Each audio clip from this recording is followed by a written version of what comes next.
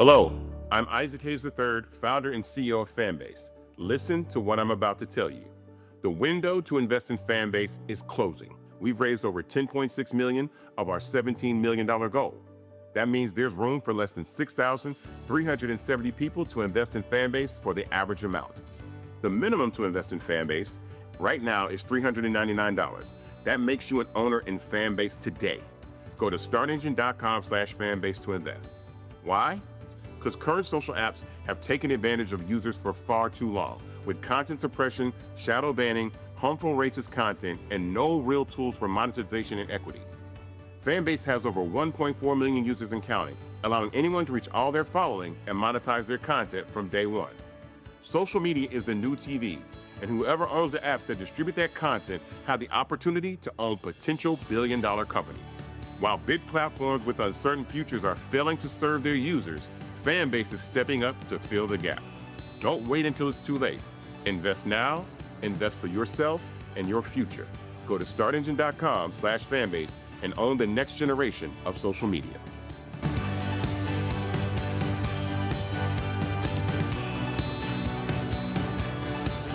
Folks, Black Star Network is here. Hold no punches. I'm real revolutionary right now. Black power. Support this man, Black Media. He makes sure that our stories are told. Thank you for being the voice of Black America, Roland. Stay black. I love y'all. All momentum we have now, we have to keep this going. The video looks phenomenal. See, this difference between Black Star Network and Black-owned media and something like CNN. You can't be Black-owned media and be scared. It's time to be smart. Bring your eyeballs home. You dig?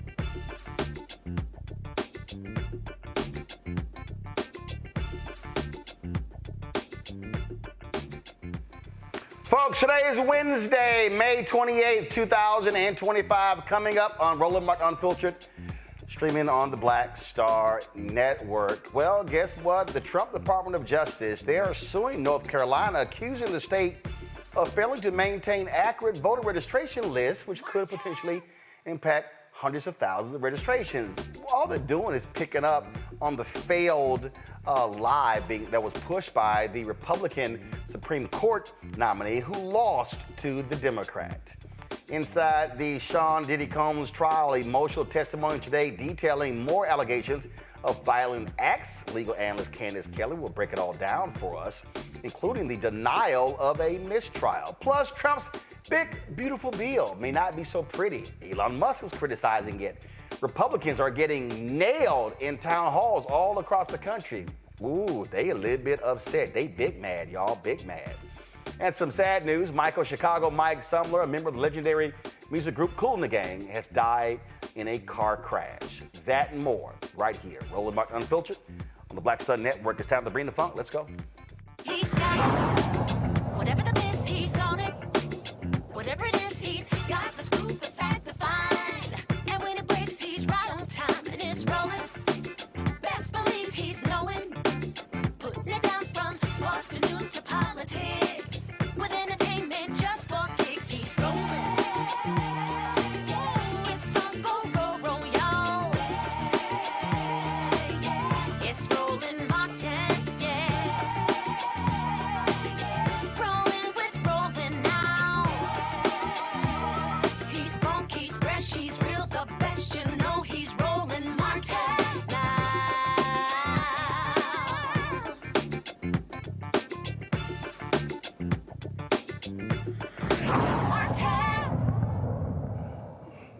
Well, Donald Trump's Department of Justice, they don't give a damn about actually the regular, ordinary people when it comes to voting lawsuits. They are shutting down those that impact black and brown people. But now they're taking up a lie that was being pushed by a Republican Supreme Court nominee. You know, he lost after 6 months. He lost to Supreme Court Justice Allison Riggs. Now they are filing a lawsuit against the state of North Carolina, the State Board of Elections, alleging that officials failed to maintain accurate voter registration records for potentially hundreds of thousands of voters, a lot of them veterans. The suit alleges the board violated the Federal Help America Vote Act by registering voters without collecting required identifying information. such as a driver's license number or the last 4 digits of a social security number on forms used statewide since 2004. Now, state officials have been quietly updating the forms last year, but did not reach out to people already registered, which could be anywhere from 60,000 to more than 200,000 voters. As I said, this is what was advanced by the Republican who lost to Supreme Court Justice Allison Riggs. So he lost by 734 votes. So only in his race, he wanted to invalidate some 65,000 voters. A lot of them, y'all, are veterans who vote overseas. He lost. He had to concede the race. But here you see Trump trying to advance the lie. Rebecca Carruthers, Executive Vice President, Fair Election Center out of D.C., Derek Jackson, Georgia State Representative out of Atlanta, Candace Kelly, legal analyst and host of Not All Hood out of South Orange, New Jersey. Glad to have all three of y'all here. So this is beyond pathetic, Rebecca. And again, this is them pushing the lie that this Republican in North Carolina failed on. He kept losing, and now they're trying to take up his cause. You know what, Roland, what makes this even more ridiculous is that the voting rights section of the DOJ has been largely gutted. So it's hardly anyone left over there. And so of all cases to bring, this is the first case that this administration is bringing. There's several issues with this. Yes, it could potentially impact hundreds of thousands of duly registered voters in North Carolina, but it's going to impact Republicans just like it's going to impact Democrats. The issue here is, as the DOJ is outlining potential remedies, it gets a little bit tricky. Like, for instance, it's saying that North Carolina would have to contact every voter that doesn't have the last 4 of their social security number attached to their voter registration. And if they don't hear from that specific voter, then they'll just assign like a unique numeric code to that voter. So it's still unclear exactly what the DOJ wants North Carolina to do. And then it's also unclear if HAVA, which is what this lawsuit is being brought under, Help America Vote Act, it's unclear if this is actually a remedy that you can do under HAVA. So it doesn't make sense, out of all things to go after with voting rights, that this is what the Department of Justice decides is the most important in this country right now. Yeah, I mean, it's very clear, and Derek, what they're trying to do is they are trying to pick up the mantle of the failure of this Republican, and they want to target, they want to shave off voters. Look, you're in Georgia. Y'all have had to deal with Raffensperger and Kemp wiping folks off the rolls. I mean, they want to shrink the electorate because they say it makes it easier for them to win. Yeah, Roland, you're exactly right. I mean, especially when you think about Georgia, North Carolina, Florida, these 11 Southern Confederate states, since the Supreme Court back in July of 2013 removed Section 5, that pre-clearance requirement, these 11 states went to work. Georgia kicked things off with Senate Bill 202, a 98-page document that makes it harder for Black and brown people to vote, especially women, especially military, especially seniors, especially college students. They went specifically at these groups, Roland, because they lost in 2020. And then this is the same party that continued to proliferate a lie of 2020. And so it just, as Rebecca stated, it is ridiculous on its face for them to say the system is broke when they lose, but it's okay when they win. You can't have it both ways. And so let's do the right thing. Let's pass the John Lewis Voting Rights Act, something that's going to make it fair for everyone, but you won't see them do that because that's not what they want. As it was already stated, the Department of Justice is not about doing the right work to make sure all citizens vote, Roland. This is another way for them to flood the zone, to distract us, because there's no there. And here in Georgia, our challenge right now, next month, they're talking about removing about 500,000 Georgians off the voting poll. It makes no sense. And so these are the kind of things we got to fight against. and make sure we stand up and speak out against as they continue to try to disenfranchise the voters. It's real clear, and they don't give a damn about regular, ordinary people. Candace, they don't care about black people. They don't care about their votes being screwed over, shutting down voting locations. This is about white conservatives. This is about them winning more races. This is what this is all about, pure and simple. Right. And of all the things that they should be focusing in on in 2025, this is what they're going after, just like Rebecca said. I think the other thing is the effect of this, like Rebecca said too, it's going to be something that's quite the opposite of what they had intended, kind of like DEI. Yeah, it affected mostly white women. Now we're looking at this, it's going to be affect the Republican base also. And then we're talking about due process rights here, right? If you have somebody that is not given a fair opportunity and is duly informed about what is wrong with their voting record in the process that they didn't even know about, you have to give some time. You know, the Civil Rights Division is talking about 30 days to try to correct some of this in some way, shape, or form. But you can't go through a process, especially when it comes to voting rights, and we know how important that is, and just rip these types of rights away before you give a person the opportunity to correct it. They didn't even know that that was a problem. In other words, it wasn't even the fault of the voters. So there are a whole lot of issues that need to be addressed here. But certainly this is something that's not just going to affect Black Democrats. It's going to affect everybody. And I think that that is something that the Republicans are being very blind to.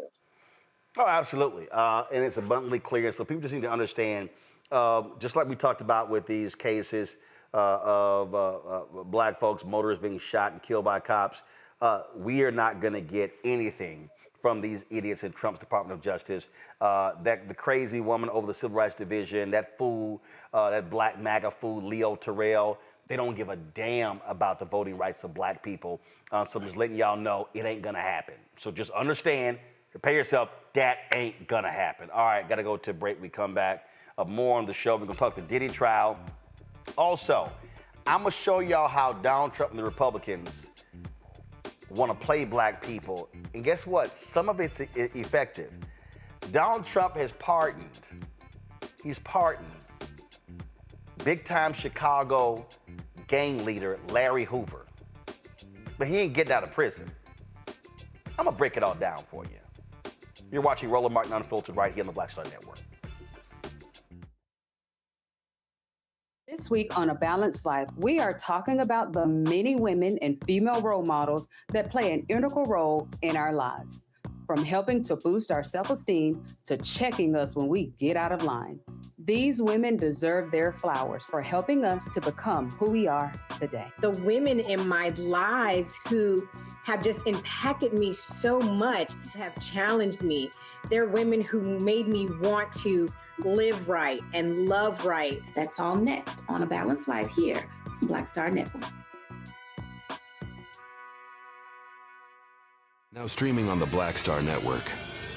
In France, me and Tony, and accidentally went to the Louvre, right? But I had never been, and I saw a side door.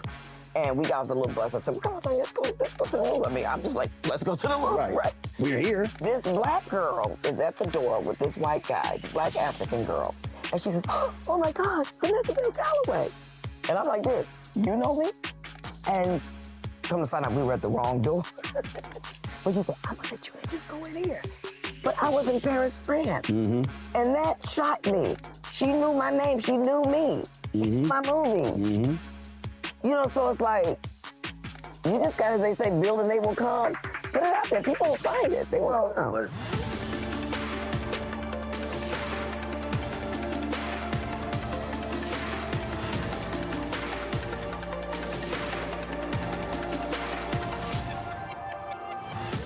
This week at the Black Table, we discuss a place, an idea, a dream, and a reality that everybody on the planet should know about. A place called Mound Bayou. What about black people creating their own country, not from the outside in, but from the inside out? That's next on the Black Table, right here on the Black Star Network.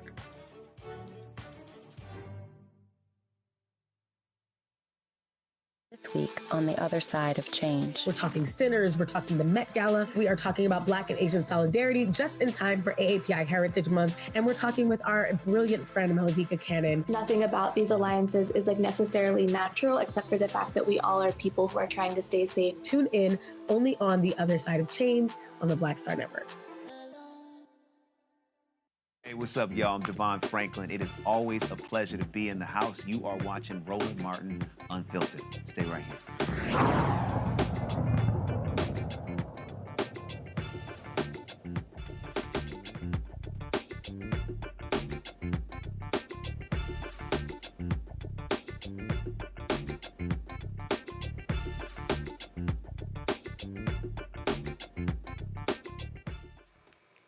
All right, folks. There's an idiot sitting in the Oval Office. It ain't even close. An absolute idiot. So today, y'all, I saw this and I just thought it was just too hilarious. So a reporter decides to ask the grifter in chief, who is really stupid when it comes to tariffs, what the conservative Wall Street Journal said. And let me help y'all out. The Wall Street Journal is a conservative Republican newspaper. They've always been about Republican policies. It is owned by Rupert Murdoch, who owns the New York Post and Fox News. So here's what the reporter said today that just really set off Donald Trump when he was like, oh my God, this question is just so horrible. How dare you ask? Y'all got the video ready? And it really, to me, is a perfect example of how stupid this man is. Listen to this. Mr. President, Wall Street analysts have coined a new term called the taco trade. They're saying Trump always chickens out on your tariff threats, and that's why markets are higher this week. What's your response to that? I kick out? Chicken out. Oh, isn't that nice? Chicken out. I've never heard that. You mean because I reduced China from 145% that I set down to 100 and then down to another number? And I said you have to open up your whole country. And because I gave the European Union a 50% tax tariff, and they called up and they said, please, let's meet right now. Please, let's meet right now. And I said, OK, I'll give you till July 9. I actually asked them, I said, what's the date? Because they weren't willing to meet. And after I did what I did, they said, we'll meet anytime you want. And we have an end date of July 9th. You call that chickening out? Because we have $14 trillion now invested, committed to investing when Biden didn't have practically anything. This country was dying. You know, we have the hottest country anywhere in the world. I went to Saudi Arabia. The king told me, he said, we have the hottest country in the world right now. 6 months ago, this country was stone cold dead. We had a dead country. We had a country people didn't think it was going to survive, and you ask a nasty question like that. It's called negotiation. You set a number. And if you go down, if I set a number at a ridiculous high number and I go down a little bit, a little bit, they want me to hold that number, 145% tariff. Even I said, man, that really got up. You know how it got? Because of fentanyl and many other things, and you added it up. I said, where are we now? We're at 145%. I said, whoa, that's high. That's high. They were doing no business whatsoever, and they were having a lot of problems. We were very nice to China. I don't know if they're going to be nice to us, but we were very nice to China. And in many ways, I think we really helped China tremendously because, they were having great difficulty because we were basically going cold turkey with China. We were doing no business because of the tariff, because it was so high. But I knew that. But don't ever say what you said. That's a nasty question. Go ahead. To me, that's the nastiest question. A nasty man talking about what is a nasty question. It really is hilarious to me when you listen to that idiot, and that's really what he is, a complete idiot. Because the question is so nasty. I dare you ask me that question. I don't like how you asked me that question because calling me out because I look like an idiot. Because the question is just it's the nastiest question I've gotten in the past 5 minutes. because what he really prefers for people to constantly kiss his ass. And so he stands before the cameras and says, oh my God, our economy was dead. Our economy was so dead. The economy was going all over the place. Really? That's interesting. This is the Joint Economic Committee for Democrats. This is, I mean, these are actual facts. This is 2021. The U.S. economy improved during Biden's first year in office, first 12 months, most in 50 years. Job growth, economic growth, retail sales. Oh, the economy grew at the fastest rate in nearly 40 years. GDP up 5.7%. Look at these numbers. Look at that right there. Let's see here. 5.7% on the far right. That's the most since 1984. That's kind of interesting. And this is from the Bureau of Economic Analysis. This is what is crazy. This is what also what's amazing. Derek, I'm going to start with you because he's a liar. He's a liar. MAGA, they're pretty stupid. They believe the lies. Anything that fool says that they fall for. And this is exactly what happens. And the fact of the matter is, the economy improved greatly. The United States economy grew faster than any other industrialized nation post-COVID. So it's a lie. Donald Trump is a liar. He's lying when he says, oh my God, the country was dead. We were almost dead. We were dead. It's a lie. He's straight lying. And this is where, if you're a reporter, you should say, well, I'm sorry, you're incorrect because the economy grew at the fastest rate of any other industrialized country. See, they won't do that. So what they do is, and the same thing happens when you see the people go on. I said the other day when Speaker Mike Johnson goes on with Jake Tapper and he asked him about their crypto dinner. Well, I don't know, I was really busy last week, with the House bill. I didn't hear about any of this. Really? You didn't hear about any of this? And then it will allow them to go on and lie. No, you got to shut the lies down. Roland, again, this is the liar in chief. Right? I mean, someone has a tally thus far, I think documented like 31,000 lies since this dude been in office the first time, 31,000. But here's the bottom line to the essence of your point. Facts and data be damned. They don't care about facts and data. They know 6 months ago the headlines of our economy. Strong, right? Financially solvent. The stock market was a runaway freight train, a bull, if you will. But now the headlines are saying potential recession.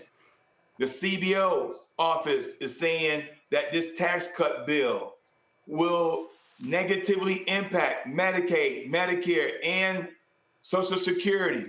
It will reduce the solvency of Social Security. The CBO also says that this is going to increase our national debt, another $4.5 trillion. And so when so we can look at the two bookends, what the headlines were 6 months ago and what they are now. It's just amazing that he says some Saudi prince told him that we're hot, as if he shouldn't know what our state of economy, what the health of our economy. Well, first of all, let's be real clear. The Saudi king, let's be real clear here, okay? The Saudi king, Candace, I don't believe nothing Trump says. So when Trump says, well, the Saudi king told me, I don't believe that fool. I don't believe that fool at all, because he gonna lie about that. Again, liars will lie. All this man does is lie. That's what he does over and over and over again, Candace. And so when he said, again, everything he said that was a lie. So I don't believe the Saudi king. You got the hottest. The Saudi king will say whatever to make that dumbass feel good. And listen, even if he had video of it rolling, we'd have to double check and make sure it wasn't AI. We have to double check everything. We don't know these days. Trump acts in a way that anything anybody says secretly or behind closed doors on private phone calls, they all are loving Trump. They're all in Trump's favor. I think that one of the things that's so interesting, as you said, with the Wall Street Journal being a conservative operation, which it has always been, right? Rupert Murdoch's of the world. Here was a paper calling him Taco, right? Trump always changes chickens out.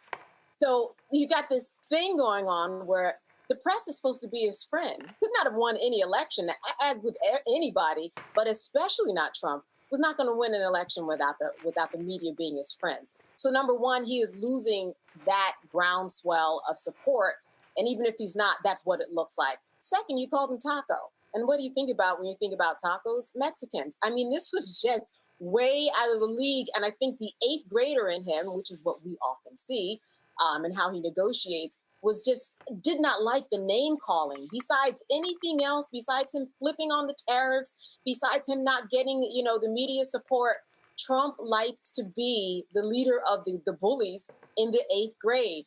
And in this taco calling, he lost out. This they bullied him into answering a question. They bullied him and now have given him this name that's certainly going to stick. He doesn't want to be associated with anybody that should be deported from the country. He doesn't want anything to do with tacos, anything to do with Mexican, anything to do with anything. So they really got him, and I think that that's where a lot of his angst and his anger was coming from in this press conference. And again, he's a liar. We can't get around the reality here, Rebecca. This is a massive liar. I believe nothing that comes out of his mouth. If Donald Trump says, oh my God, it's really raining outside, I'm literally going to go to the window and double check. I don't believe anything that fools. If Donald Trump I believe nothing this man says because he will lie about lies.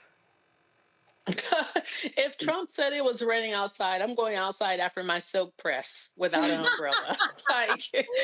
It's like, come on. Not only is he playing chicken, he's almost like Biff from Back to the Future, where he's kind of a bully but really has no teeth. And so what we're watching is like the tariff hokey pokey. He's saying, okay, I'm going to put 25% on you, Canada. Oh, but I'm going to roll it back to 10% because now you're saying you're going to do reciprocal tariffs. Oh, China, I'm going to go up to 75%. And China's like, okay, I'll raise you 125%. So for someone who's talked about all the winning that he does, and he's a winner, and all he does is win, so far I haven't seen any of it. Instead, what we've seen is that the American economy is taking a hit. We're seeing that there's fluctuations on the stock market that shouldn't really be there. And to your point at the top of this segment is, there are real concerns that we're going to have a recession, but it's not going to be a recession from the classical sense of just the economy going through its different cycles, but it's going to be a Trump-induced recession. And I'm just sitting here watching these idiot MAGA people, and there's no other phrase. I have to call. I remember I was on CNN and I was on Anderson Cooper, John Avlon, Derek, and they were like, he was like, Roland, it's not really smart to call the American people stupid. No, I'm like, well, you're stupid, you're stupid. Okay? And you know who's stupid? North Carolina people who voted for Trump. You know who's stupid? Missouri people who voted for Trump. You know who's stupid? Arkansas people who voted for Donald Trump. Because you know what he's done? He said, North Carolina, you ain't getting hurricane relief. Missouri, oh, you had some destructive tornadoes. Yeah, you ain't getting relief. Arkansas, Sarah Huckabee Sanders, who was his chief liar in the White House the first time, begging him. He's like, no, y'all ain't getting relief. These dumbasses voted for him, and he goes, oh, I'm sorry, when the hurricane tornado hits y'all, go to hell, kick rocks. I'm giving you nothing. And these idiots still like, yeah, he my guy, that's my guy. Listen, you got to add Georgia to that mix too, Roland. Add Georgia because he declined to give us our $5.5 billion for FEMA for a hurricane that happened last fall. He also negatively impacting our plan in terms of our infrastructure, our electric vehicles charging station, all the federal grant dollars that that former President Biden had already tailored to come to Georgia. He already told Brian Kemp, the governor, hey, I ain't sending you your money. So you got to add Georgia to that mix, Roland. These individuals keep kissing the orange butt and getting zero things in return. And this is a transactional president that refuses to do the things that he should be doing. And the last point I would say is this too, though, Roland. You mentioned about the coins, the meme coins, the $5 million per person or $1 million per person. That's extortion. That's extortion. But the Republicans don't want to call it that, right? So the Speaker of the House, I was busy that day. I'm not sure what was going on. Really? This guy's, he's an extortionist. They don't want to call him that. But what do criminals do? What would a 34 felon count criminal would do? Criminals conduct crime.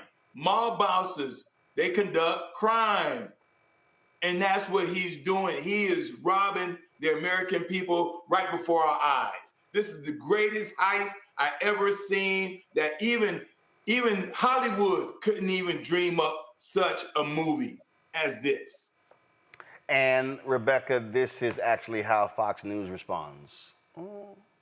Let's see. I think we have a leak. Like that, it's just like don't even, I mean, they laugh about this whole deal. That's what I'm telling you. I am very clear, Rebecca. Whoever runs for president for the Democrats in 2028, this is how they should respond. Are you going to release your college transcripts? Hell no. Are you going to release your medical records? Hell no. Are you going to put your investments in the blind trust? Hell no. In fact, fuck it. I'm launching my own coin. No, I mean, I'm serious. Again, it literally, I keep trying not to cuss. So y'all, if y'all want to hear me cuss, go ahead and turn it down. I keep trying not to cuss. And when did you try? No.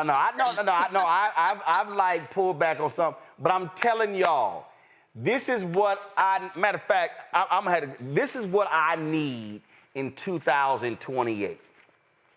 I need in 2028. There's a great scene in Harlem Nights.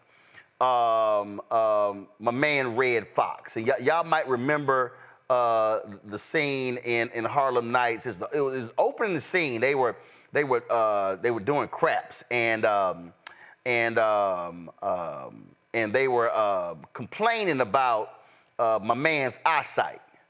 And they made him go put on some the glasses. And then he came back, and man, they were sitting here razzing my man, talking about my man, dissing just giving him hell. And finally, Red Fox just got tired of them sitting here messing with him. He just got tired. And the character was Benny. Y'all remember Benny? And again, they were just sitting here and just dogging my man. And he was like, you know what? I'm really getting tired of y'all sitting here dogging me by my glasses. And I never forget, he gave the best response to his haters. And this should be the response of any DM running in 2028 when people start asking them to do some stuff they never asked Donald Trump. Go to my iPad, Anthony. Enjoy the game, gentlemen. Fuck y'all. That should be it right there. Man, fuck y'all. I'm serious. I mean, because again, there's no advantage playing by the rules. If you are a Democrat, you are literally playing by a set of rules, standards that Republicans, what we are literally seeing the raping and the pillaging of America before our very eyes. And they like, Jared, man, I don't see nothing. I don't know what y'all talking about. We good. So I'm telling you, them should be, all right, that's how y'all want to play. Go on Fox News and just, they should be jamming their ass. Y'all ain't saying nothing? You ain't saying nothing. Oh, I'm sorry.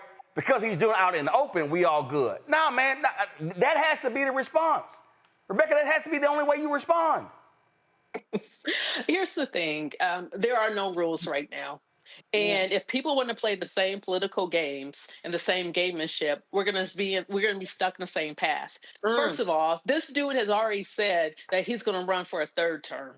So at that point, that is an opening. That's an opening. That's an opening pitch to the other side of, hey, do you believe in democracy or not? Do you believe the American people get to decide who's going to be the next president or not? And are you actually going to talk about the issues that American voters say that they want to talk about? And so whoever becomes the nominee on the Democratic side has to spend a lot of time talking about how they're going to restore faith in government, why government can be a good and transformative thing, and then roll out a plan on how to do so. And that person needs to start today, not just like, no offense to Bernie Sanders and AOC, not some self-serving tour, but actually a tour across this country where you're actually talking to the people, hearing everyday issues, and you're bringing people into the process of how together we could solve it. And so far, we haven't heard that from the Democrats. Instead, we're seeing like these messaging things that are showing up in response to what Trump and the Republicans in Congress are doing. Quite frankly, that's not effective. And so right now, the Democrats aren't actually showing that they have the ability to win in 2028. And considering what Trump is doing, that's a shame. That's why, Candace, I'm telling you, as far as I'm concerned, if I do any show and they bring up that bullshit ass book by Jake Tapper and Alex Thompson, I'ma do the classic black move that Chris Tucker perfected in Friday. Going on with that. That's what I'm gonna do. I ain't answering that bullshit. I ain't answering it. No, hell no. I mean, again, this whole Jake Tapper literally said the other day, what the cover-up of Biden's decline was bigger than Watergate. Man, get the fuck out of here with that bullshit. You are losing the cussing game, my lord. No, again, what I'm trying to say is, what they want is Democrats, and this is Democrats' big problem. They want to say, no, this is how we need to respond. This is the right way, do the right thing. We've got to be bigger than that. And I'm sitting there going like, they don't give a damn. And I keep saying this, Democrats could be 500 yards away from the line. They go, hey, don't get near the line. The Republicans go, what line? You know, I'm glad you mentioned Jake Tapper, and I'll get off of him for one sec, but I got to get on him because what he did was not just self-serving, but it was just bad journalism. If you had all this information that you thought was worthwhile and that people should know about, why not share it? Why were you sitting in it the whole time so you can make a buck off of it? And then you're advertising it on your station, which people do, don't get me wrong. But his disposition and his attitude is just so arrogant and self-serving. I can't take it. On another note, I'm worried about the 90 million people who did not vote. What are we going to do about them? Sure, we're in a position now where we can follow precedent and do what Donald Trump did, but it's only going to cause, like Rebecca said, more chaos. We have got to get off of this idea that, hey, you're going to do this, well, I'm going to do this too, because when it comes time for another election to happen, things are going to look way different, especially if he runs again. Everybody's going to be throwing their hat in, and it's just not going to serve us, meaning that what Trump is doing is not going to serve us in the same way. So we have a lot of work to do, but there's certainly a lot of doors that are open for us to do the work. Those folks who didn't even get up off their seats, those are folks that we need to be going after to say, hey, you see what happens when you don't get off your behinds? Let's go out here and let's make a difference. Go vote. Well, I just want, again, if I am engaged in something, Derek, Rebecca, and Candace, if I'm in the middle of something, and if I'm sitting here abiding by a set of rules, and y'all not, I'm like, Oh, that's what we doing? Okay. Bet. That's how we rolling? All right, let's go. That's how I'm going to respond, Derek. And I'm telling you right now, I think in this moment, I just believe that just like, people were criticizing Glenn Ivey the other day because Glenn Ivey went to El Salvador and he was there trying to talk to Abrego Garcia. And again, the right loves to sit here and play these games. All right. Like you said, the NRCC, they posted a tweet. Democrat Glenn Ivey proudly declared, "I'm the congressman that represents an alleged MS-13 gang member, domestic abuser, illegal immigrant. Democrats will choose foreign criminals over American families every single time." And you know what? If I'm Glenn Ivey, first of all, if I'm Glenn Ivey, and let me go ahead and play this clip because this is him in El Salvador. So let me play this. And I got something to say to them punk-ass Republicans on the other side. Play it. I'm the congressman that represents Tomar. I came all the way down from the United States after we contacted their ambassador, after we'd made formal requests to our ambassador, to the El Salvadoran government.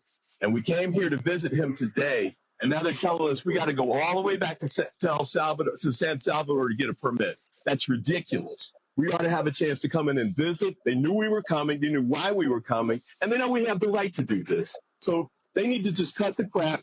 Now again, Republicans are going, so if I'm Ivey, this is how I'm going to say it. I'm here in El Salvador trying to see one of my constituents who the Supreme Court said 9-0, bring them back. That's how you do this, Derek. Because see, and here's what happens. I saw this one story. They said that Democratic leader Hakeem Jeffries was telling Democratic members, stop going to El Salvador. No. You make due process the story. It's due process. And you say everybody deserves due process, whether you're this person, whether you're a brother and sister who has been charged in a crime. See, they want to play this little game. Well, no, he's illegal, so he don't get it. This is going to be, well, no. He got a record, so he don't get, hold on. So who now gets due process? This is how you got to fight back, Derek. Yeah, no, listen, Roland, I don't disagree with the approach, but let's be honest here. There are two sets of rules. We've mentioned it on your show many times over. We played the what if this was Barack Obama game? And we all know if this was Barack Obama, he would have been tortured on day one. If Barack would have came out with 142 executive orders that was contrary to the Constitution, come on, Roland. And so the game for us, put aside the Democrat Republican for a second. There's the other dimension to this too. It's if you and I did something in society, the expectations are different for us as a black man. And their expectations for Candace and Rebecca are different as a black woman. And so we just don't get the opportunity and the options unlike the orange dude in the office. Think about this for a second. His net worth, and this is according to Forbes, which is a Republican journalist magazine, what have you. They said his net worth in 110 days has more than doubled, Roland. If that would have been Michelle Obama and Barack Obama, the media, Jake Tapper and everybody else, MSNBC, everybody would have been like, oh, that's wrong. That's unpresidential. And this and that and the other. And so I'm not disagreeing that when you fight a bully, you punch him in the mouth. You punch a bully in the mouth. But when the dust settles, there are two sets of rules, and how we navigate those rules, even to due process, is different. I know we're going to talk about it later on your show about Diddy. Everybody's saying, well, hey, if you just release the Christie personalities that were in jail because they embezzled $35 million, and he just let them out because somebody gave him $1 million. Come on, Roland. Again, I'm just like, I don't have time to play games with these people. This is where you got to go hard, Rebecca. You can't play by a set of rules that no longer exist. And as I say, if you're going to swing, swing. Yeah, I mean, no one on this panel could even be the orange man. You know why? Derek, Candace, and I refuse to be mediocre. What we're seeing is someone's mediocre who's constantly failed up, and we see a party around him that are complicit. Like what Derek was saying, if this was Barack Obama, if this was Michelle Obama, if this was Barack Obama, not only, so what the Democrats actually would have done, they would have tried to remove him. They probably would have tried to seek out the 25th Amendment to remove him and declare him incompetent, unfit for the office. I don't even think Congress would have had to actually do an impeachment and a removal process. But here's the other tricky thing about Trump. And to Derek's point about Trump's alleged fortune has doubled since he started his second term. The thing about Trump is Trump has never actually made anything. He was never really a businessman. He licensed his image and his likeness and put it on buildings, right? That's not really someone who actually generates and inserts things into the economy. I wouldn't be surprised when this is all said and done if future Trump generations are bankrupt, because I'm not buying it. Like there's like, when you think about all of the foreign governments and all of the foreign actors that have their hands in his pocket, they're allegedly moving money into his coffers, it comes with a price. And mediocre Trump, I don't think it's going to be able to deliver what's going to be asked of him. Like, I know right now we're watching this person who has the bully pulpit of the presidency. He is the president. I still don't think this is going to end well for him. Like when you play with mobsters and you pretend to be a mobster, if you're not able to follow through, you're going to get that mobster. You're going to get that mobster death. They don't, Candace, they don't care as long as they rape and pillage the company. I don't know if y'all saw this story in the Wall Street Journal. And again, if you want to understand the raping and pillaging that goes on, let me pull this up and understand how absolutely positively corrupt these people are, and they don't give a damn. And again, and they do so much corrupt shit, Candace, that they do so much. Like they do so much corrupt stuff. It's not even every day. It's not even every 12 hours. It's not even every 6 hours. It's like literally on the hour, constant corrupt shit that they don't care. Here's a perfect example. The Wall Street Journal does this exclusive story. Again, the right-wing Wall Street Journal. Elon Musk tried to block Sam Altman's big AI deal in the Middle East. Musk warned that Trump wouldn't bless OpenAI data center project unless his ex-AI company was added. So basically, Elon's like, yo, I control that pimp. I'm his pimp. So let me just put, Elon Musk is saying, I am Donald Trump's pimp. And I'm a pimp slap his ass if he don't do what I want to do. So guess what, Sam Altman? Y'all can't work this corner. Y'all got to cut me in. And guess what? Me being the pimp, I'm going to sick Trump on y'all to make sure I get my cut. That's what he's trying to do to the African countries, forcing Starlink. He is the pimp. Elon Musk is leading Trump around. You gonna do my bidding, and you gonna get me deals. And then Trump is saying to Elon, "Yes, daddy. Yes, daddy." Well, this is how I look at it. Whenever you have an issue like this, whether it's business, whether it's a presidency, whether it's due process, over the past centuries, we've gone to the Supreme Court to find an answer. Now that the Supreme Court seems as if it has no backbone, or seems as if nobody is regarding what a 9-0 decision would mean, I really think it's incumbent upon the Supreme Court to say, we've got some unprecedented actions.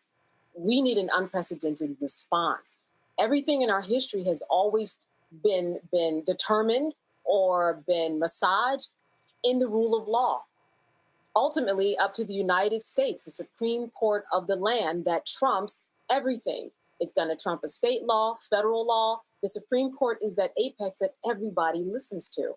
I just want to know what they're doing. Even if we're talking about Elon Musk, for somebody to fight back, you would do that in the courts. You would do that in some type of antitrust law. But we know that even if anything does hit the courts, he's going to win. He's been fighting Sam Altman for years. He's been fighting everybody in that space that he wants to dominate for years. And all he needs to do is, give Trump a call or just put his hand up. They probably have some signal that, you're going to do what I want to do. We've got to fix this court system because there's no way that talking about it or just simply legislating about it, and that it has to go up to the Supreme Court, the law of the land. And that's where I think the biggest fault is. How are you going to have a 9-0 decision? Do you know how unique that is? We all do on this panel, and it be absolutely disregarded. Why hasn't there been an uproar over that? Why haven't we heard legislators talk about that? Why haven't we heard even the Supreme Court say, why am I even getting up to work every day if the decisions that I'm making on this bench aren't going to be listened to by anybody? That makes no sense. Why would you go to work if you were making cars and all the cars that you made don't work? That makes no sense. There's a problem. Yeah, and it is broken. So I just think that, I would love to hear from somebody in that world to figure out what's going on so that their law trickles down. Yeah, but they ain't trying to do all that. All right, y'all. Not yet. They're the one that created the Frankenstein. Let's see if they have any guts. All right, I'm going to go to break. We come back. We're going to get an update on what happens today in the Sean Diddy Combs trial. Folks, don't forget, support the work that we do. Join our Bring the Funk fan club. If you want to, our goal is to get 20,000 of our fans contributing on average $50 each a year. That's $4.19 a month, 13 cents a day. If you want to support us via Cash App, use the Stripe QR code. That's this right here on the screen. You can also, of course, go to blackstarnetwork.com, RolandMartinUnfiltered.com to actually see it, get it as well. Check your money orders, make it payable to Roland Martin Unfiltered. Send it to P.O. Box 57196, Washington, D.C. 2003 7-0196. PayPal's R Martin Unfiltered, Venmo RM Unfiltered, Zelle, Roland at RolandSMartin.com, Roland at RolandMartinUnfiltered.com. We'll be right back. On the next Get Wealthy with me, Deborah Owens, have you ever had $1 million idea and wondered how to bring it to life? Well, it's all about turning problems into opportunities. On our next Get Wealthy, you'll learn of a woman who identified the overload bag syndrome, and now she's taking that money to the bank through global sales in major department stores. And I was just struggling with 2 or 3 bags on the train. And I looked around on the train and I said, you know what? There are a lot of women that are carrying two or 3 bags. That's right here on Get Wealthy, only on Black Star Network. Now that Roland Martin is willing to give me the blueprint, hey, Ross, I need to go to Tyler Perry and get another blueprint because I need some green money. The only way I can do what I'm doing, I need to make some money. So you'll see me working with Roland. Matter of fact, it's the Roland Martin and Cheryl Underwood show. Well, should it be the Cheryl Underwood show and the Roland Martin show? Well, whatever show it's going to be good.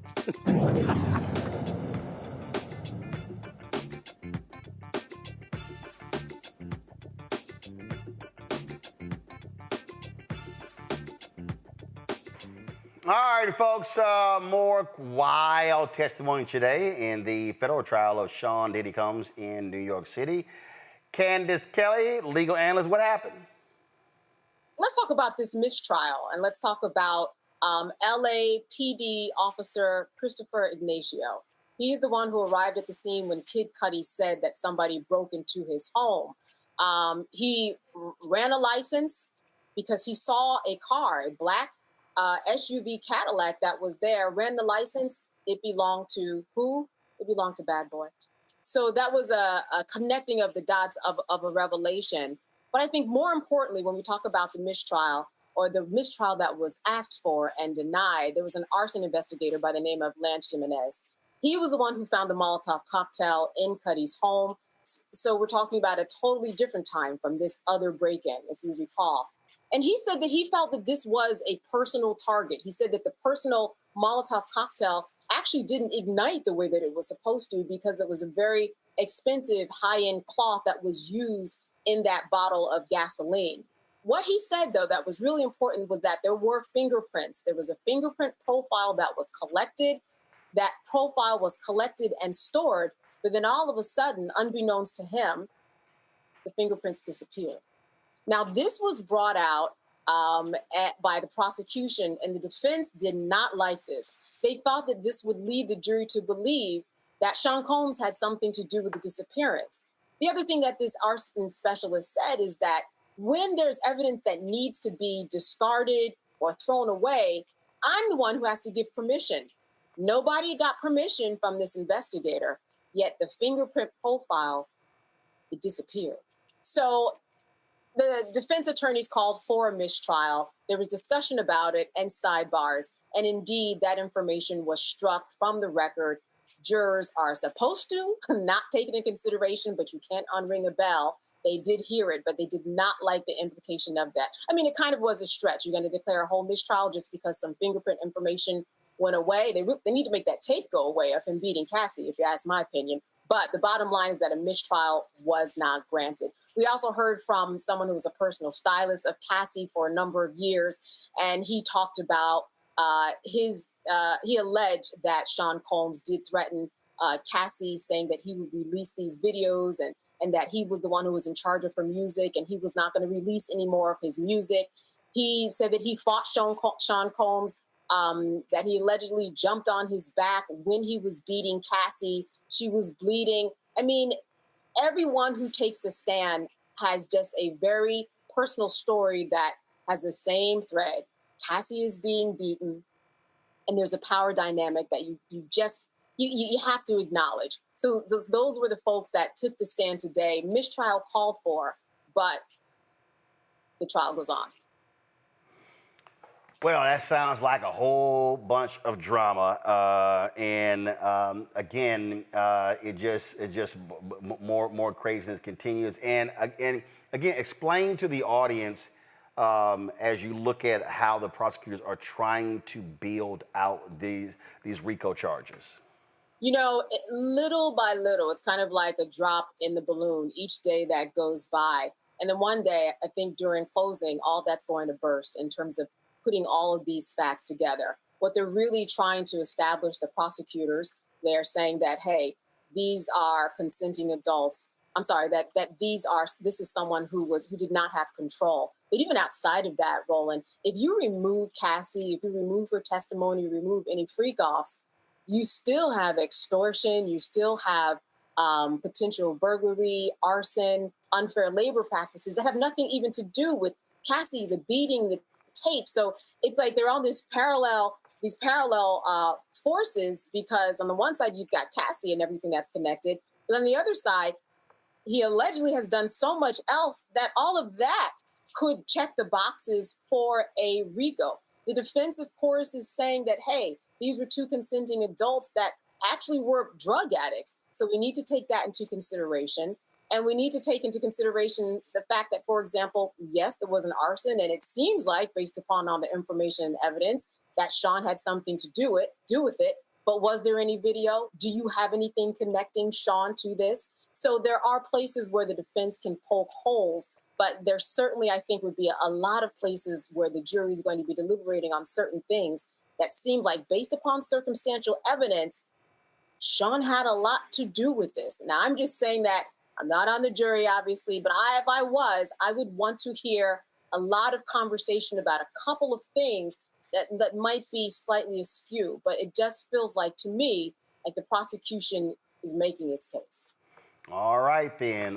Candace, we appreciate it. Thanks a bunch. All right, quick break. We come back. Trump issues another pardon. This time, a major gang dealer out of Chicago. Also, issues a pardon to rapper NBA Youngboy. What is he doing? We'll explain. We'll be right back on the Black Star Network. week on the other side of change. We're talking sinners, we're talking the Met Gala, we are talking about Black and Asian solidarity just in time for AAPI Heritage Month, and we're talking with our brilliant friend Malvika Cannon. Nothing about these alliances is like necessarily natural, except for the fact that we all are people who are trying to stay safe. Tune in only on the other side of change on the Black Star Network. Hey, this is Motown recording artist Kim. You are watching Roland Martin Unfiltered. That boy, he always unfiltered though. I ain't never known him to be filtered. Is there another way to experience Roland Martin than to be unfiltered? Of course he's unfiltered. Would you expect anything less? Watch what happens next.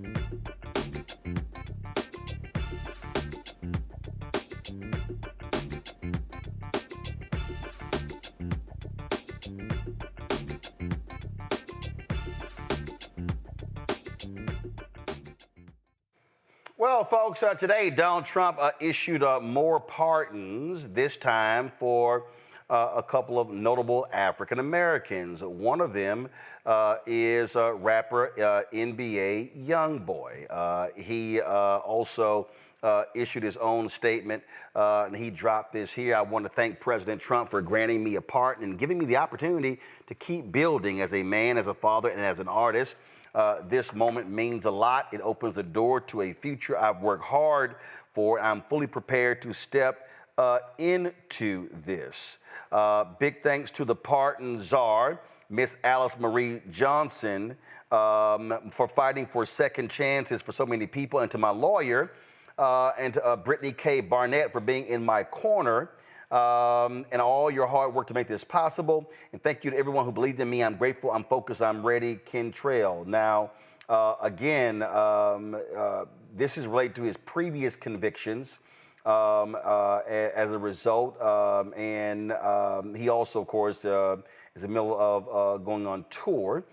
He faced a variety of legal issues, including gun possession charges. That was one of the things that the Baton Rouge rapper was facing. Now, let's now talk about Larry Hoover. Now, Larry Hoover, well-known Chicago gangster, led the Gangster Disciples, also a drug kingpin. This is the Chicago Sun-Times. It's on their front page. President Trump commutes drug kingpin Larry Hoover's federal prison sentence. Hoover and David Barksdale created the Gangster Disciples in the late 1960s, ruling as King Larry and King David until Barksdale was killed in 1974. Now, the White House didn't explain why he was granted the commutation. He said, but the story says, but Hoover attorney Justin Moore said Trump commuted Hoover's sentence to time served. He still faces essentially life in prison on a state murder conviction. And then Justin Moore says, we did what so many said was impossible. We got Larry Hoover out of federal prison. Now, as the story notes, Hoover still has a state court murder sentence to serve, and Illinois prison officials have previously said he'd likely serve it in the federal system. And then it says right here, the news comes 8 months after U.S. District Judge John Blakey heard a mercy bid from Hoover. The judge challenged Hoover's attorneys during that hearing, asking how many murders is he responsible for. Hoover's lawyers ultimately responded, by asking the judge to disqualify himself from the case. Blakely hasn't ruled in the months since. So the story says Hoover was convicted of murder after a trial in December 1973, and a judge sentenced him to 150 to 200 years in state prison.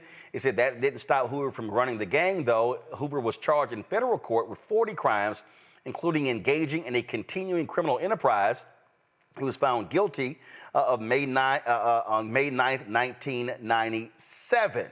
The late U.S. District Judge Harry Lineweber handed down Hoover's life sentence in 1998, telling him he had misused a gift from God. And again, so what you have here is Trump doing this. Now, what many people suspect is that here you have Trump trying to appeal to black male voters with these pardons. We saw him do this before other rappers as well. And then now remember, you had some rappers who won a campaign trail for him, and one of them was later indicted for murder after the fact. And remember that crazy, deranged moment when Kanye was in the Oval Office, and then he was pleading for Trump to pardon Larry Hoover. Y'all remember this here?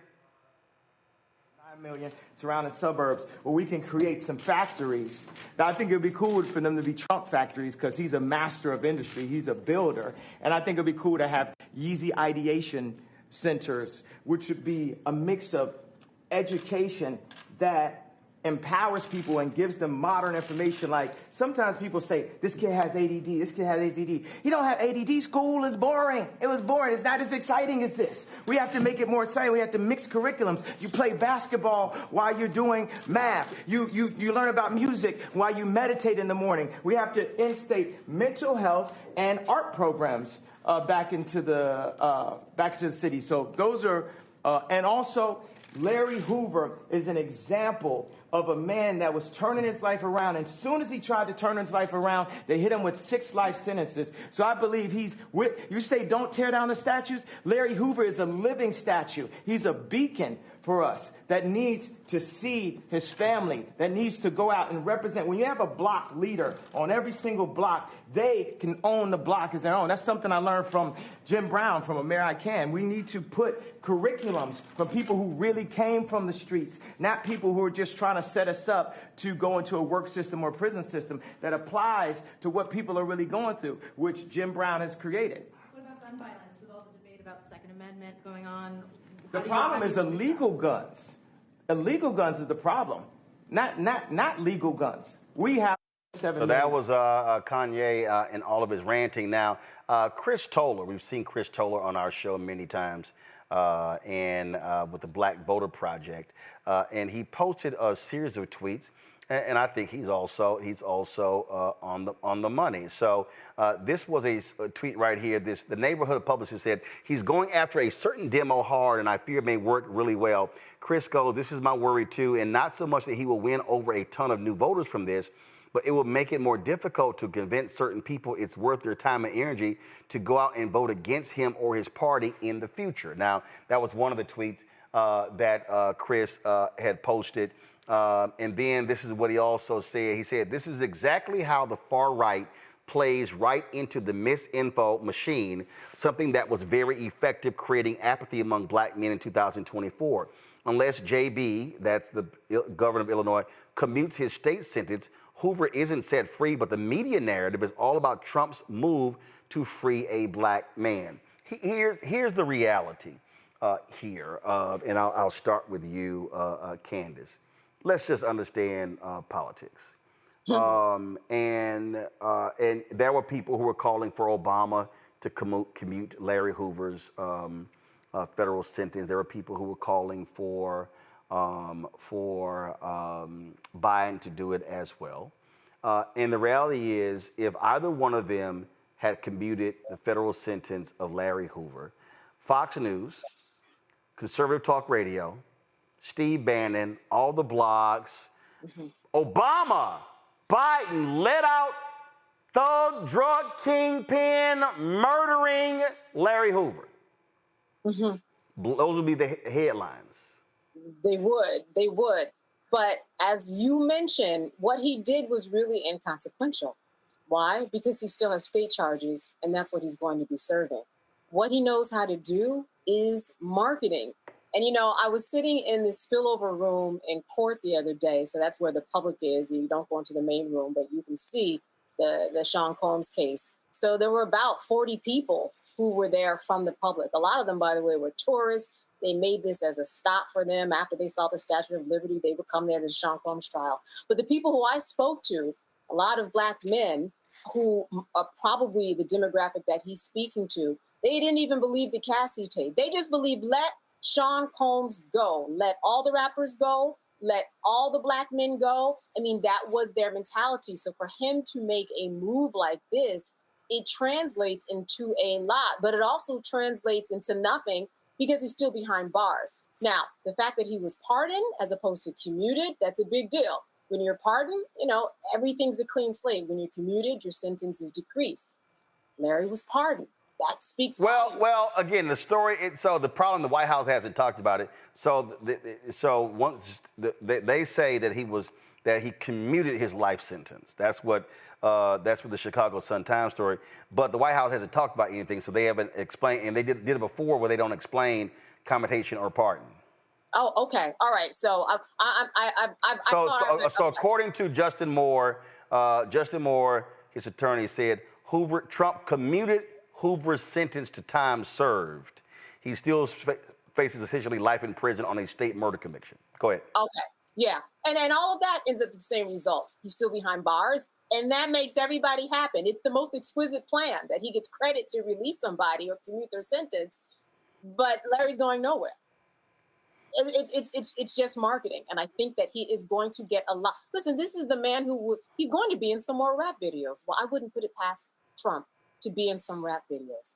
That's just the 8th grader in him who wants to be popular. And he was popular with rap artists back in the day, and popular with some of them now. But he's making sure that, again, I just see an 8th grade guy when I think about how he functions and wants to interact with people. And he's trying to work on being that popular guy, and he gained some points here. Is this also, Rebecca, about appealing to the people who don't pay attention to the news and, oh my God, Trump pardoned Larry Hoover, and we know his name has been in numerous records. Rick Ross has shouted him out, and so many others. Your thoughts on this? Rick meets Larry Hoover, one nation under God getting money. Yeah, look, I think for a lot of people, Larry Hoover is more of a pop icon. I think of some of the people who were connected in Chicago with who he is, who he was, who he has been. I think some of those people aren't as active on social media right now. But to your point, this is a pop icon. His name is his folklore, stories about him is a narration that's in a lot of hip hop. What I find fascinating about this latest set of commutations / pardons, but we really don't know what it is. The White House hasn't really told us which one it is the fact that NBA YoungBoy got more out of Trump than Tim Scott. If I was Tim Scott, I would feel really bad. I did all that shucking and jiving over the last few years, and I got nothing. But NBA YoungBoy got something from Trump. The other point I want to make is Black men aren't dumb, and I think Black men are tired of performative politics, whether or not it's Democrats pandering to Black men or it's Republicans pandering to Black men. I think to the greater point, and this is something that Candace mentioned earlier about the 90 million voters who just don't show up. I think that 90 million is going to be more impressed by this than folks who are expected to turn out to vote in 2026 and 2028. But what I find interesting in the pivot towards Black men is with that crypto party that happened last week, one of the people that was there was Lamar Odom. Now, I mean, I'm not exactly going to count Lamar Odom's pockets. I don't think he has $1 million or $5 million to invest in crypto. But, I've heard some reports that he was paid to be there. He got an appearance fee because there still is that perception of Donald Trump wants Black men to see Black men around him. That's the part that I find a little bit more interesting than Larry Hoover. Derek? I definitely agree with Rebecca and Candace. The 2 points I would add is this. We're at a point of no return. There was a time how we view in our society from a democratic standpoint about how the pardoning and the commuting should be done. It was a process, a very rigorous process. But now, since day one, when he let go 1,500 individuals, it was his way of thumbing the nose at a justice system that was coming after him fast and furious. I mean, this man was threatening to see himself dying in prison. He thought he was going to end up like Bernie Madoff, right? Dying in prison. And so he threw everything but the kitchen sink to run and to become president. And so now that he is in that seat, Roland, we're at a point of no return. He's saying, you know what? I'm so transactional. The hell with the rule of law. The hell with justice. I don't care what the perception may be. And so the reason why I think we're at a point of no return, because the future president's going to have to deal with this. You're going to have to deal with a public to say, hey, the other guy had a disregard of due process. The other guy didn't have a problem with accountability. The other guy devalued punishment. The other guy dealt with cynicism. The other guy had to do. And so now what happens when the Oval Office become transactional for both parties? Okay, so I want to unpack that. And I need people to listen to me very clearly. I need people to listen to me very clearly.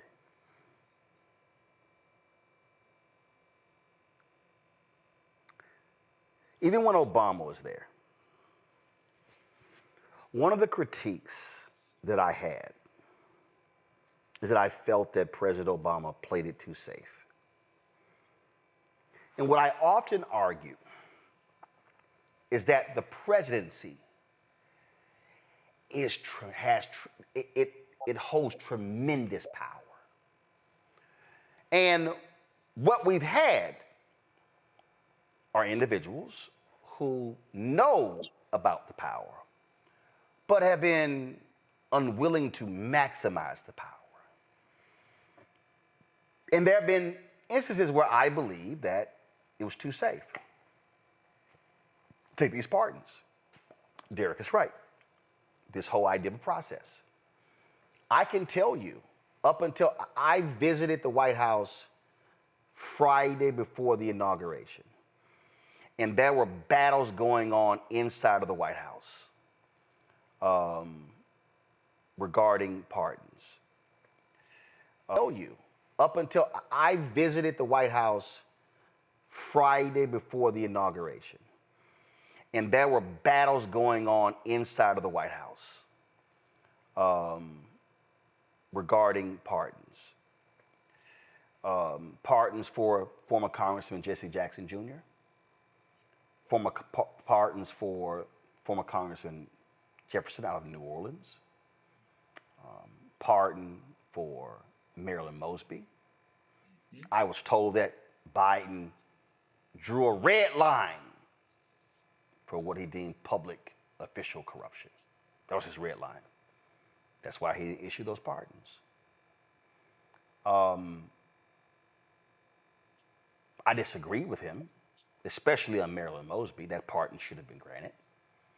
I thought it was BS that she was convicted for using her own money.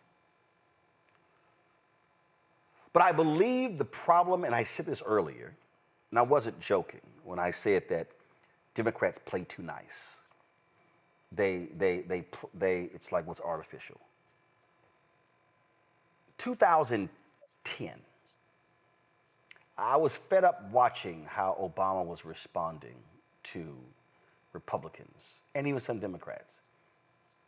This is what I wrote for CNN.com. Anthony, go to my iPad. Time for Obama to go gangster on GOP. And this is what I said. Civil rights activist Fannie Lou Hamer made famous the phrase, "I'm sick and tired of being sick and tired." For me, I'm sick and tired of Democrats having power and being unwilling to use it. I've always respected Republicans when they had power because they were willing to use it and maybe apologize later. I then talked about Obama watching Republicans block many of his appointments, and now he says he made it clear to them that he will, quote, consider, unquote, making some when the U.S. Senate goes into recess. Quote, one senator, as you are all aware, had put a hold on every single nominee that we had put forward due to a dispute over a couple of earmarks in his state. In our meeting, I asked the congressional leadership to put a stop to these holes in which nominees for critical jobs are denied a vote for months. Surely we can set aside partisanship and do what's traditionally been done to confirm these nominations. If the Senate does not act, and I made this very clear, if the Senate does not act to confirm these nominees, I will consider making several recess appointments during the upcoming recess because we can't afford to allow politics to stand in the way of a well-functioning government. I write, this is where the president needs to show his toughness and just do it. Forget threats. The actions of Senator Richard Shelby and other Republican obstructionists will continue if President Obama allows them to run roughshod over him. When you're the top dog, you do what you have to do to govern. Allowing Republican senators to continue to deny your appointments is nonsense. If all of them choose to support a filibuster, then you take it to the American people and show the obstructionists for what they are. You get your grassroots movement fired up to stand up and do something. The political right used its base to go after Democrats who blocked appointments to the federal bench and other positions. Why not be just as aggressive? And if there are members of your own party who stand in the way, such as Senator Ben Nelson, then you also blast them and make them pay for acting so foolishly. This president got rolled by the Senate over health care. His team made some boneheaded mistakes, and now they are paying for them. Continuing to play footsie with opponents will only get him into more trouble. He should set a deadline to have his folks confirmed. If not, appoint them all during the recess and go on about your business. Obama's critics keep blasting him for Chicago-style politics. So fine, channel your inner Al Capone and go gangster against your foes. Let them know that if they aren't with you, then they are against you, and we'll pay the price. That beautiful big budget bill we're going to talk about in a second, there were some holdouts, some Republicans, hardcore. Trump looked them in the eye and said, get your ass in line and vote for it. They did. It passed. What I'm saying here, Candace, is that I disagree with how Democrats do pardons. We're going to wait till the end of the year. We're going to issue all of them around Christmas like it's a gift. No! The power is literally with the president. The president can issue a pardon or a commutation anytime, any day. Damn it, do it! And let me be real clear. Fuck Fox News. Fuck conservative media. They're going to criticize you anyway. So you do it. And if they say, why don't you do it? Because I'm the president. See, again, this to me is when you play a game with folk and you don't let it be known, I am the president, yo ass deal with it. And if y'all want to swing, let's swing. Recess appointments, hell yeah, do it. I'm not threatening you.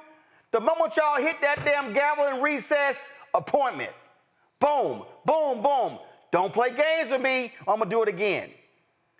At some point, and here's the other thing, whether they want to own it or not, this is actually one of the reasons why a lot of people didn't vote for them last time. Because they are responding to strength. And let me be real clear. Donald Trump is a thug. Donald Trump is a misfit. Donald Trump is a shameful, despicable human being. But what he is doing is maximizing the office of the president to its full potential. I think, frankly, he's breaking the law as well. But the Supreme Court gave him a get out of free jail card. But this is where, if you're Democrats, damn y'all rules. Again, if a Democrat wins in 28, I'm not waiting for that once a year pardon stuff. I'm gonna drop it now, move the hell on. But you know what they do? Once a year, and then the media they pick it apart. Republicans criticize, then some Democrats. Look at all the Democrats. Look at all them whiny ass Democrats, Candace, who bitched and moaned because Biden issued preemptive pardons for his family and others. And the fact of the matter is, he was right. This asshole would have investigated every single one of them. They would have ran up multi-million-dollar legal bills, and that's exactly, and that's why Biden did it, and he should have actually done it. Now, the other thing, when you talk about timing and doing it just at one part of the year because, you know, it's a gift of some sort, when it's really the right that a president has at all times during his presidency, is that you throw people off. You get these pardons in all throughout the year where a lot of people aren't paying attention because we are trained to look at pardons at a certain part of the year. So again, this is just breaking rules with power that you actually do have. You are right in that the Democrats have to play it a lot differently and exert their power in a different way, to a point, of course, where it's legal. But this is one of those things where you can push the envelope a little bit. And it's something that, listen, he's using effectively and using it as a campaign strategy, right? For someone who's trying to get votes if he, hopefully in his estimation, runs again. So it's all strategy, it's all marketing. But when it comes to these pardons, it is indeed power that he has that we are so much more tight-fisted with, and it doesn't serve us good. And Rebecca, remember, President George W. Bush commuted the sentence of Scooter Libby, who unveiled the name of a CIA operative. But remember, people got to remember that Dick Cheney was mad as hell because Bush did not give a full pardon. And people were really upset by that. Libby still had to pay the $250,000 fine, still stay on probation for 2 years. And that's how he did it. Well, guess what? Trump is issuing these pardons, and these people who he's letting off, there are fines that have been imposed. I think the number's approaching $100 million, Rebecca, that these people don't even have to pay back. So they were victims of part of these crimes. He's like, nah, y'all ain't got to pay the money back. Don't worry about it. Don't worry about it. We good. You know, this is, we really got to unpack this because, one, I don't support the criminal legal system that we have in this country. It does not bring justice. It does not rehabilitate people. And I don't think it's working. I think it's failing. But when we're talking about pardons, you know, I would say having arbitrary pardons is also a problem as well. There should be a clear standard of, hey, this is what you do in order to get a pardon. You shouldn't have to know Kim Kardashian. You should not have to know other high profile people in hopes that maybe your name will be whispered somewhere in the White House and maybe perhaps you'll get a pardon. So I don't like how pardons are issued under Democratic presidents. I typically don't like how they're used under Republican presidents either. But what Trump is showing, so for the next future presidents who actually want to do good in this country, the thing that Trump is showing is how you maximize the presidency. Like, it's power. It's not absolute power, but in this world, it's very close to it. There's a lot of transformative change, a lot of positive things that can happen through that White House. And so the next person who gets in that White House, if you actually believe in the power of this country, the power of the people in this country, then use it for good. Don't be feckless. Don't be so caught up into the histrionics of what the opposition party is going to say. Do your thing, because the Supreme Court has already said that you can do so. So we actually need someone in the White House who has that power, who will wield that power, but will wield it in a just way. And bottom line is, if they gonna criticize you anyway, well, damn it, just roll with it. I just, listen, I understand need for a process, but here's a reality. In that, and again, I accept this for what it is. I'm not saying it's great. I'm not saying it's perfect. I'm not saying all of that.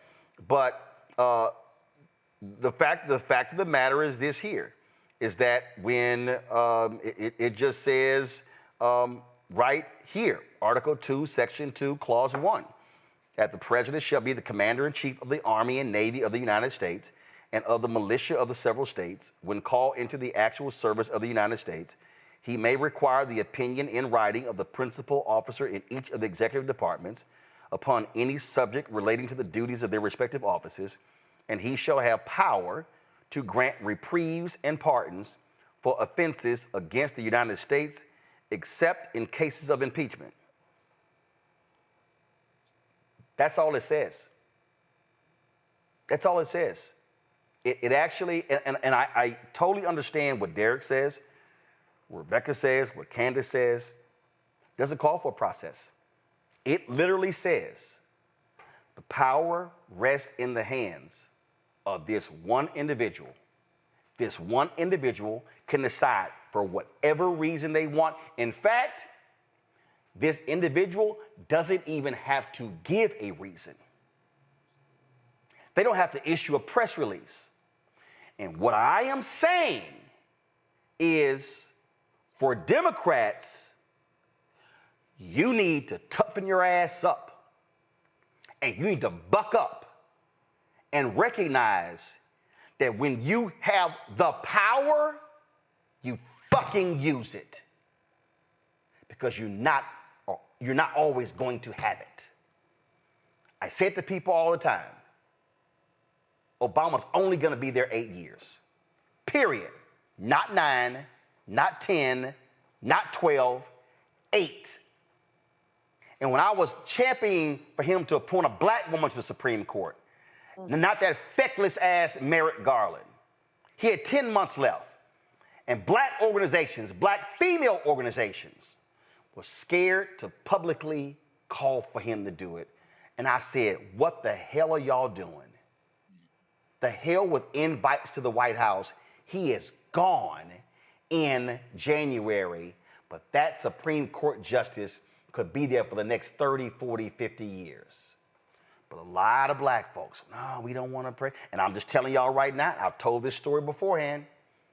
They had a Black History Month reception in 2016, and it was the seasoned saints and the young folk. And here we were at the White House at the reception, waiting for folks. The reception started late because the meeting had ran over. And I never forget, I ran to Wade Henderson. Wade, did anybody in the meeting raise the point about appointing a black woman to the Supreme Court? No. I ran to Melanie Campbell. I ran to Rashard Robinson.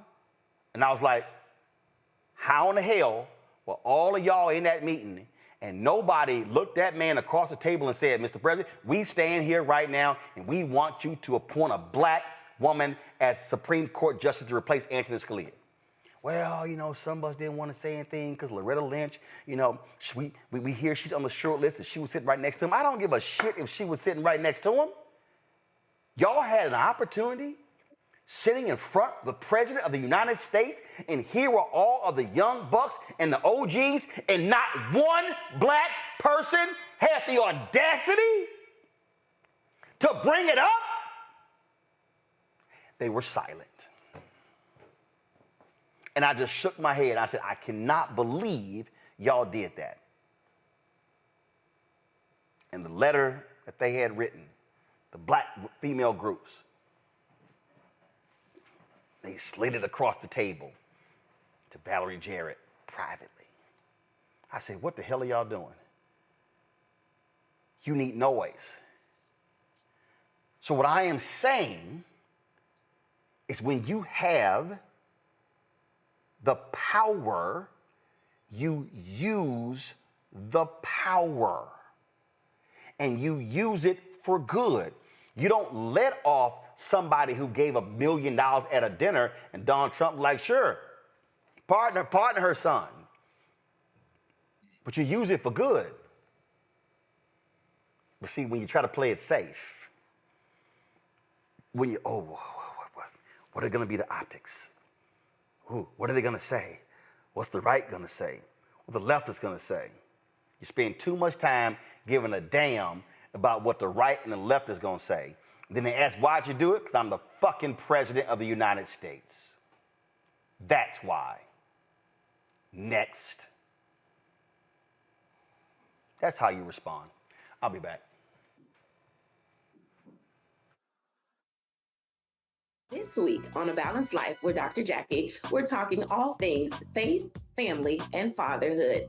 Men step in and out of our lives in a variety of ways as fathers, uncles, cousins, and different ways in which we enjoy their company and presence, and in other ways when they get on our nerves. This week on our show, we'll be talking about what it means to be a father, how women can support the men in their lives, as well as how do we heal the wounds that we've had from poor conversation, lack of desire, and all of the other ways that we sometimes as women check out and cause our men to feel emasculated.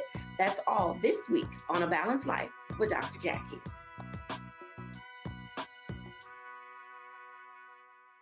Coming soon to the Black Star Network. Let's go. Truth Talks is the fastest growing show about pop culture, and now we're exclusively on our own channel. Go ahead, say it, man. Attention! We're back. We gotta stop letting this slide. Bigger and stronger than ever. I mean, I just have questions. Season 2 is reloading May 26th at 8 p.m. Eastern Time. What's up? With new hosts. Let me tell you what damn time it is. And big celebrity surprises. Kiss my behind. It's Oprah Winfrey. Subscribe today at Truth Talks Live. Give black people what they need, and we'll show them for you. And don't miss out on all the upcoming viral moments. Simulcasting weeknights at 8 p.m. on Roland Martin Unfiltered and Black Star Network and Truth Talks Live. I'll see you there. On the next Get Wealthy with me, Deborah Owens, have you ever had $1 million idea and wondered how to bring it to life? Well, it's all about turning problems into opportunities. On our next Get Wealthy, you'll learn of a woman who identified the overload bag syndrome, and now she's taking that money to the bank through global sales in major department stores. And I was just struggling with 2 or 3 bags on the train. And I looked around on the train and I said, you know what? There are a lot of women that are carrying two or 3 bags. That's right here on Get Wealthy, only on Black Star Network. Hatred on the streets, a horrific scene, a white nationalist rally that descended into deadly violence. White people are losing their damn minds. As an angry pro-Trump mob storms the U.S. Capitol. We're about to see the rise of what I call white minority resistance. We are seeing white folks in this country who simply cannot tolerate black folks voting. I think what we're seeing is the inevitable result of violent denial. This is part of American history. Every time that people of color have made progress, whether real or symbolic, there has been what Carol Anderson at Emory University calls white rage as a backlash. This is the rise of the Proud Boys and the Boogaloo Boys. America, there's going to be more of this. Here's all the Proud Boys, guys. This country is getting increasingly racist in its behaviors and its attitudes because of the fear of white people. The fear that they're taking our jobs, they're taking our resources, they're taking our women. This is white fear.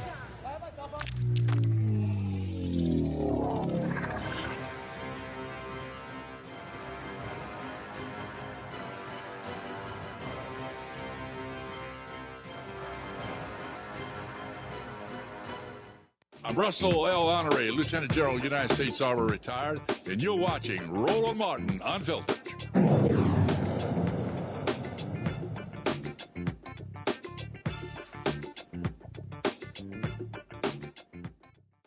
Oh, they're calling it the big, beautiful bill. But guess what? People are not happy at all. They are lighting these Republicans up. Watch.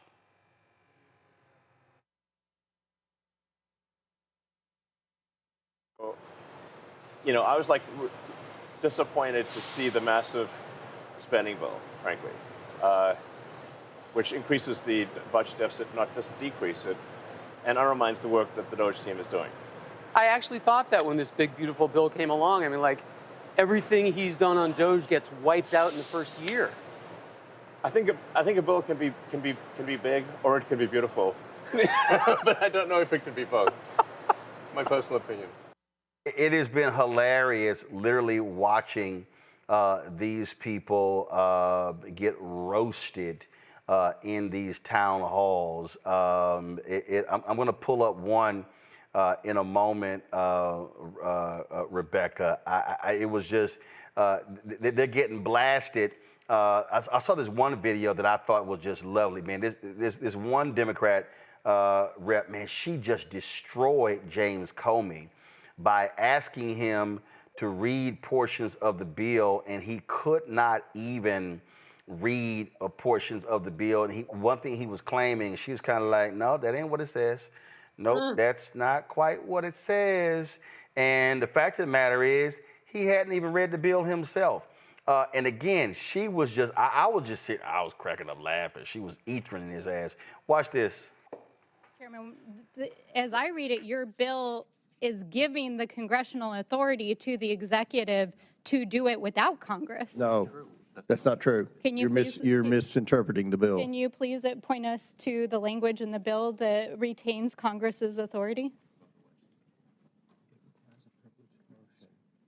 It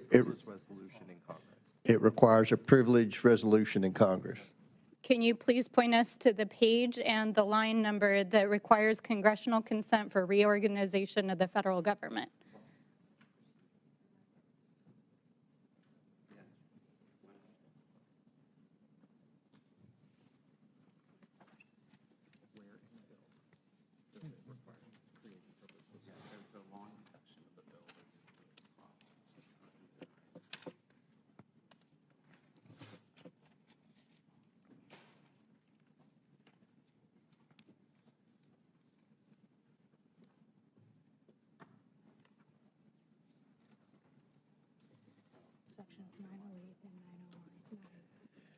In sections 908 and 909 of Title V.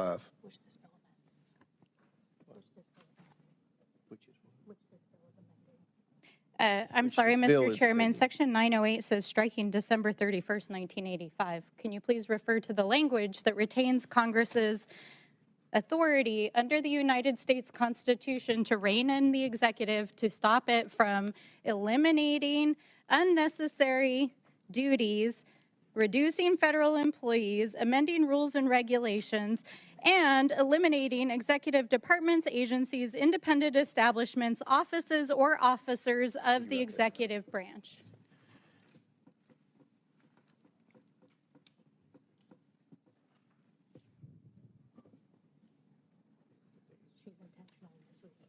You're intentionally misrepresenting the bill. Mr. Chairman, I'm reading the bill, and I'm asking you as the sponsor to point to us where your bill, which you are trying to pass through this committee today, retains the authority of Congress. It changes the date to 2026. Y'all, but it just gets better. A Mike Flood of Nebraska, he straight ass got cooked by his folks at his town hall. Man, give me 1 second. I got to pull this up, y'all, because this was just too damn good. He had a town hall, and he made the biggest mistake you could ever make if you stand in front of the people and you admit, you know what, my bad, I ain't really read the bill. Watch this. Can you please tell us why you voted to approve a budget bill that includes Section 70302, which effectively prohibits federal courts from enforcing contempt orders? Please let me ask my question. I only got 30 seconds. Which would then allow current and future administrations to ignore those contempt orders by removing the enforcement capabilities.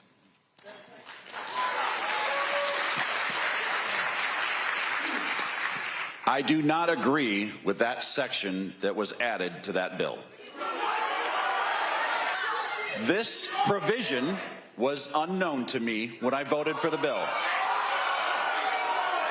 Okay, next question. Next. It was unknown to you, so you voted for a bill that you did not. Why, really? You didn't admit it? Here's more. The president is destroying our democracy by defying the courts and the Constitution, attacking and silencing free speech in the media, allowing security breaches, erasing history, using tax dollars and presidential power for personal gains, blaming DEI and using it to discriminate, and promoting eugenics and genocide, all while showing signs of cognitive decline. Your votes, actions, and inactions show that you are a fascist politician, so please explain how you are not encouraging fascism, and are you going to invoke articles of impeachment against Trump?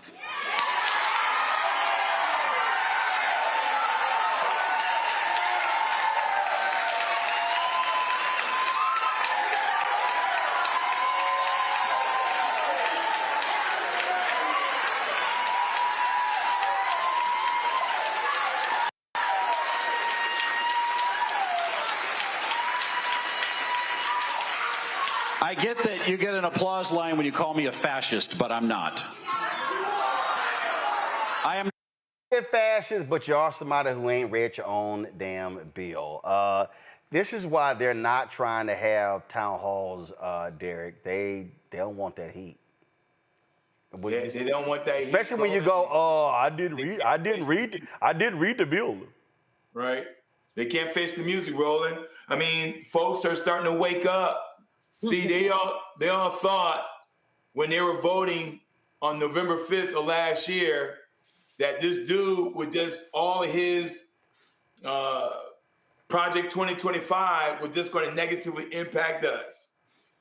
And now what they're discovering is that this is going to impact all of us, to include them. I mean, listen, yes, this bill is big. It is. Beautiful, it is not. That 1,000 pages, I mean, I get it, right? Not everyone will read the bill. They may have their staffers, Roland, you know this, going to synthesize the information and give them 2 or 3 paragraph summary. They don't read it. Now they're being called out because citizens are going line by line because they realize this is going to hurt them so much as it relates to Medicaid, Medicare, Social Security. And then here's the thing, Roland, for your listening audience.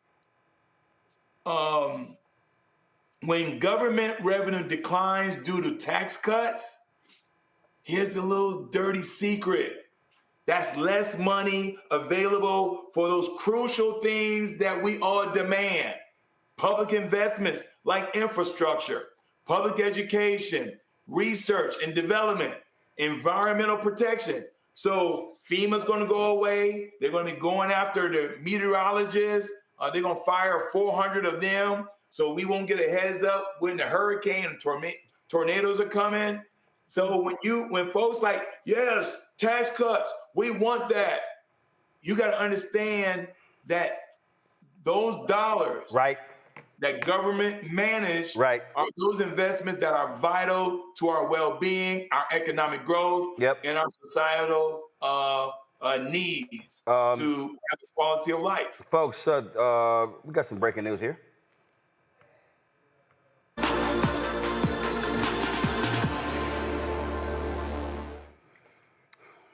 Well, guess what? A federal judge has ruled that Donald Trump broke the law when it came to the 1977 International Emergency Economic Powers Act. And so you remember all those Liberation Day tariffs he announced? They were like, yeah, that's got to go because you're wrong. Go to my iPad. The court holds for the foregoing reasons that IEEPA does not authorize any of the worldwide retaliatory or trafficking tariff orders.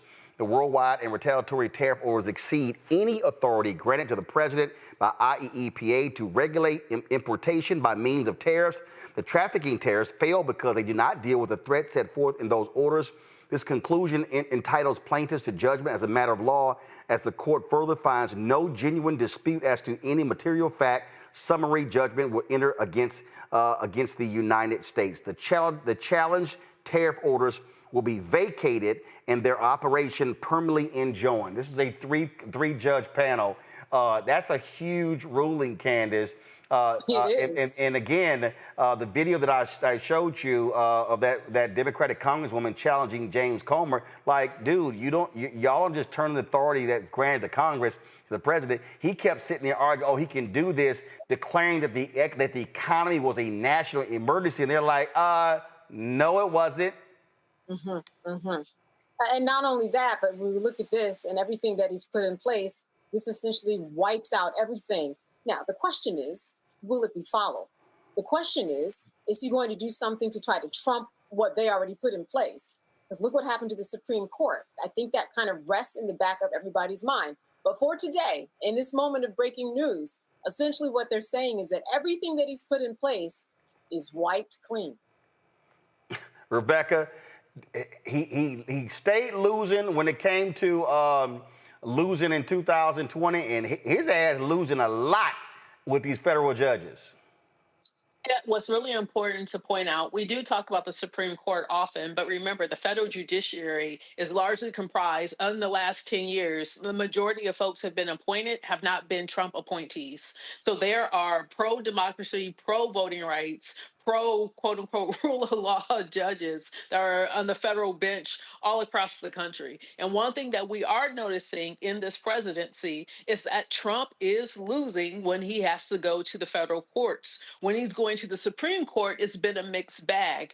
But it is affirming to know that the judiciary is trying to prove that it has not fallen to what appears to be a fascist. And this is the U.S. Court of International Trade, these three judges. And so I'm sure we're going to be seeing a crazy, demented rant on Truth Social, Trump's joke of a social media platform. Let me thank Rebecca, Derek, and Candace for being on today's show. We appreciate it, folks. Thank you so very much. Don't forget, support what we do. A couple of minutes, folks. Truth Talks comes up. Support the work that we do by joining our Bring the Funk fan club. You want to give via Cash App, use the Stripe QR code. You see it right here. Send your check and money order. Come on, guys, let's go.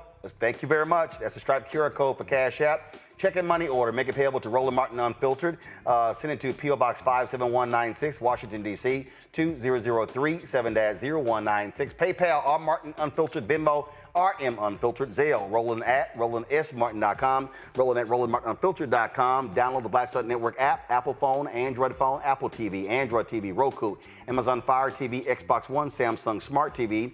Be sure to get a copy of my book, White Fear, How the Browning of America is Making White Folks Lose Their Minds, available at bookstores nationwide. Be sure to get the audio version I read on Audible. Also, of course, get our Black Star Network Roland Martin Unfiltered gear, our swag, get our newest shirts. Of course, don't blame me, but for the black woman, go to rolandmartin.creator-spring.com, rolandmartin.creator-spring.com for your shirts and things along those lines. If you have ordered some stuff, you have not gotten it, send us an email so we can work on that as well. Don't forget also shop the black-owned products that we have right here on the shop blackstarnetwork.com. So go to our marketplace to support those products. Shop blackstarnetwork.com, and don't forget, support the app fan base. Download it. You can also, of course, contribute if you want to invest in it. More information at startengine.com/fan base. Startengine.com/fan base. And so all these things, what you can do, of course, also we got some great things going. So if you want to support, again, our shows, you're supporting this show, you're supporting also all the other shows we have right here on the Black Star Network. All right, folks, now it's time for the season 2, episode 3 of the show, Truth Talks. I'll see y'all tomorrow right here. Holla! Black Star Network is here. Oh, no punch! I'm real revolutionary right now. Thank you for being the voice of Black America. All momentum we have now, we have to keep this going. The video looks phenomenal. See, there's a difference between Black Star Network and black-owned media and something like CNN. You can't be black-owned media and be scared. It's time to be smart. Bring your eyeballs home. You dig?